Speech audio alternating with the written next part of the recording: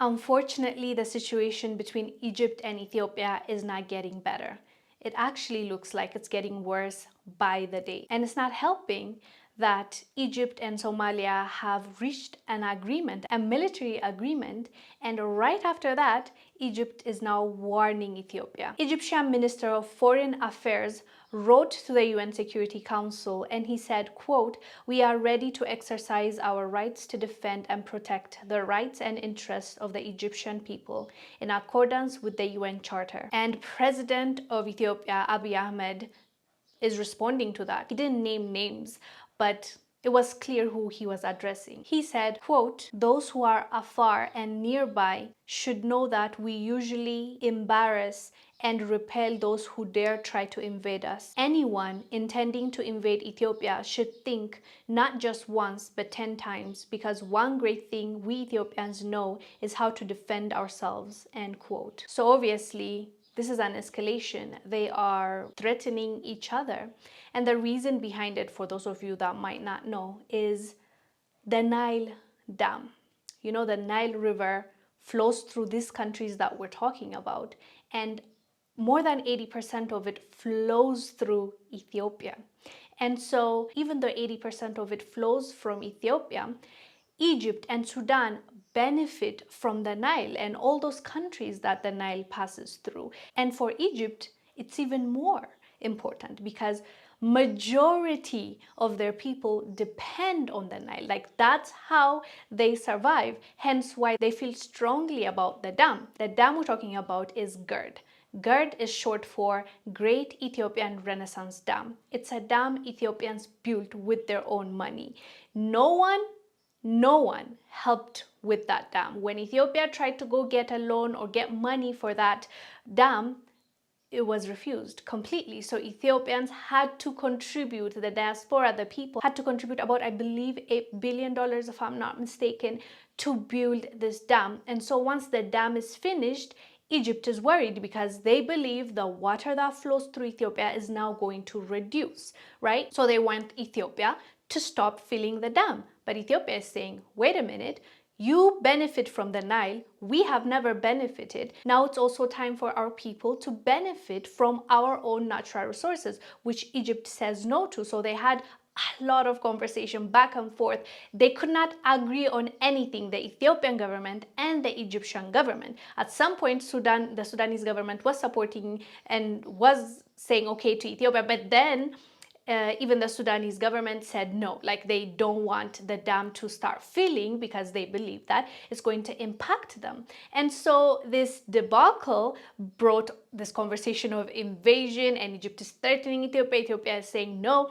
Like, I think I talked about this about like 3 years ago, maybe. Yeah, probably 3 years ago. Maybe I can show you that clip. Let's just look at the facts. The facts are Nile comes, 80% of it comes from Ethiopia. It flows through Ethiopia and goes to Egypt and Sudan and all those countries. That doesn't necessarily mean that it just belongs to Ethiopia. All of us can share it. According to the international law, okay, let me take myself out of it. Ethiopia has every right to build that dam and use it as long as it doesn't harm the next country, which it's not. They have done their assessment, they have done their research. The dam already started and nothing has happened to Egypt or Sudan.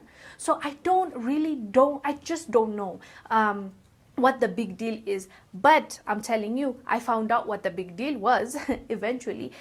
Now, after this dam, once it starts with its full capacity in 2023, it's going to become even right now, it's the largest hydroelectric power plant right now even. But when it starts producing, no one can beat Ethiopia in Africa because we can get it for cheaper, we can sell it for other countries and get money. We need it, like our people need it.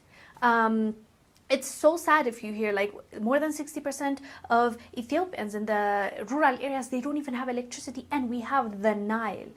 And Cairo, Egypt is like one of the richest countries in Africa, top 3, I believe, if I'm not wrong. So they are getting what they're getting from the Nile and they're changing their lives good.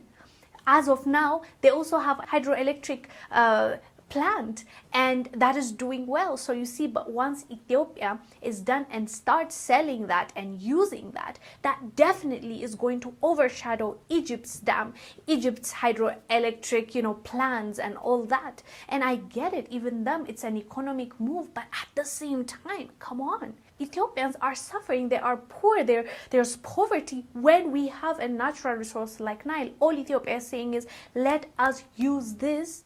While not, we don't want to harm you, let's negotiate in a way where we can all benefit. But then they keep saying, if you've seen the mainstream media, they keep saying Ethiopia keeps walking out of the agreements, Ethiopia keeps walking out. Yes, they have to take off and say, this is not the deal for me, because of the deals that they are bringing to the table. Everybody's pressuring Ethiopia to make that decision. And two of the things that they keep pushing on Ethiopia is, you fill the dam in 20-30 years, you use the dam as per what we tell you. And Ethiopia is like, wait, what? That's my natural resource, I'll do as I please. As long as I'm not harming you, I'm going to do what I want. And they are not allowing that. So that's the main issue. Yeah, so I explained it in that video a little bit more about what's happening between Ethiopia, Sudan, Egypt. So now the added issue is Somalia and Ethiopia are now butting heads. They're not really agreeing on certain things, and that certain thing is Ethiopia wanted to use the Somalia port. Somalia government said nope. So Ethiopia went to Somaliland. Somaliland is, well, a country. They would like to think that they're a country because they separated from Somalia 30 years ago, but they have not been, accepted as a country. So Ethiopia went to Somaliland and said, okay, can you let me use the port? Somaliland said yes. And when that deal went through, Somalia got angry because they believe Somaliland still belongs to Somalia. It's part of Somalia, even though they have separated. So all this, combined, now Somalia and Ethiopia, since they're not agreeing, now Egypt and Somalia signed a deal, a military deal. And Egypt is now going to have its military troops in Somalia. So that is going to now impact Ethiopia because, I'll show you the map. All these countries we're talking about are neighboring countries. So, there's a lot of risk. If there's no peace in these countries, it is going to impact not just this Horn of Africa, but the whole of Africa. So it's very sad. It's extremely sad to see us going at each other like this. We always, as a people now, we're hopeless, right? We're powerless. We're just seeing our governments going at each other. But as a people, you would want to get to a place where it's beneficial for everyone. Ethiopia gets to use the dam too because that's Ethiopia's natural resource, 85% of it. And we know there are international laws that are put in place for stuff like this, like everyone should benefit, no one should stop water. Yes, this is the fifth filling. Think about this, fam. It's the fifth filling of the dam, and Egypt still got their water. So it makes me wonder, I guess the Ethiopian government all this time was telling the truth, that it's not going to impact Egypt as much as they believe that it's going to impact them, because this is the fifth filling. How come we haven't seen the devastation this far? And when I say that, I'm I don't want to also seem biased because, I'm Ethiopian. I don't want to come off as if I don't want to take a side. I want to stand for the truth. And the truth seemed to be somewhere in the middle. But then Egypt, I feel like if you're asking me, there are brothers and sisters, but the government is taking it too far, in my opinion. I know Egyptians will be in the comment section, but that's my opinion and I'm allowed to have my opinion. But we can also have discussion. If we disagree with one another, we can bring the facts and have a conversation based on the facts, not insulting, not calling each other's name. That's what we're trying to stop in 2024. The whole idea of us uniting is so that we can be in a better place. Us coming together is going to benefit us, not just, to love one another, but economically. So it's about a conversation. I don't want to, just be no, we're disagreeing on this, so no conversation. It's not about that. We need to have the conversation so we can come up with a solution that will help and benefit everyone. But in my opinion, at this point, it just seems like Egypt is taking it too far. But I also understand why this is extremely important for them. But you always have to find a middle ground. You can't always expect to get your way. Literally, this is something that they've talked about Egypt has benefited from the Nile all this time now, like it shouldn't stop. Okay, Ethiopia has never benefited from this natural resource.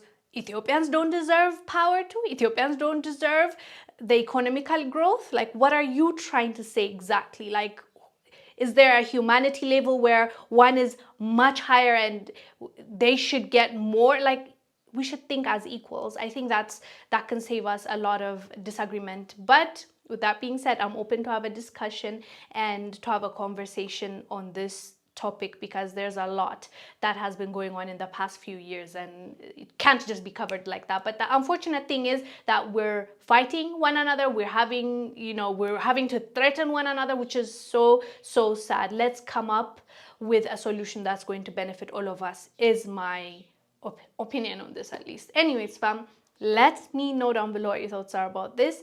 Respectfully, I am Wongel Zelalem. I'll see you on the next one. Bye.